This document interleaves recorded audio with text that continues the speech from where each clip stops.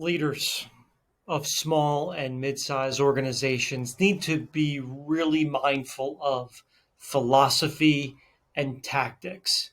And you've heard me say this before, that tactics without philosophy are not sticky. They don't resonate with your teams and with high performance. And so make sure that you have a clear message for the philosophy of the organization, as well as the tactical elements, that the how that we're going to get it done. And we have talked quite a bit over the last 90 days or so about one of the philosophical foundations that I have seen over 30 years in working with small to mid-sized organizational leadership around energy. And now we're going to talk about another element, which is the permanent beta. I feel so strongly about permanent beta. I've used it in my logo for the organization. It has such an impact on me, and that's been true of leadership for millennia. Permanent beta meaning always learning, never done.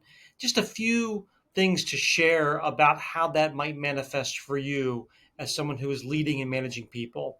On the one point, it would be this idea of I have intellectual humility. I am never done in my own path, in my own race, as in terms of accumulating knowledge and perspective and wisdom, right? Humility is the great driver of leadership success. So I am willing to continue to learn. There's an old Emerson quote, every person is my superior in some way, and in that I learn of them.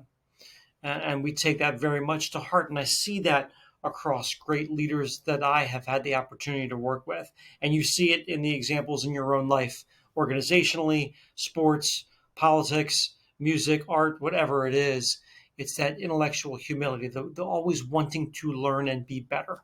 It's an unbelievably powerful characteristic.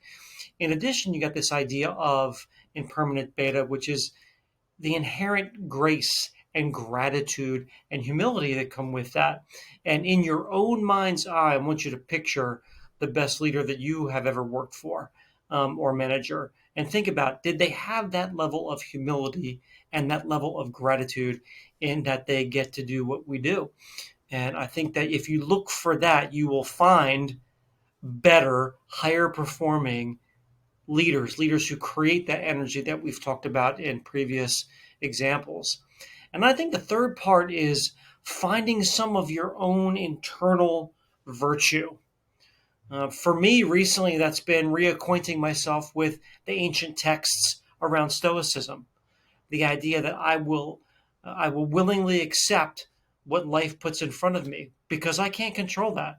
But what I can control is my response to it. I can take charge if I cannot.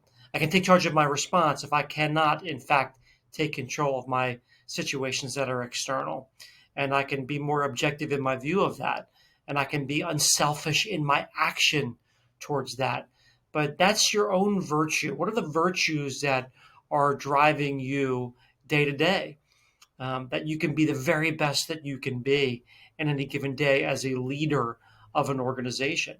That absolutely cascades over into your teams, into achievement for your organization. And so, reframing again for you as we close here in terms of permanent beta, another foundational philosophy, it's, are you willing to be intellectually humble and continue to learn? Right? Are you willing to be humble and to be grateful and to show grace? And are you willing to have your own set of virtues that you're willing to abide by and live by, that others will model as they see it in you? So, permanent beta, everybody.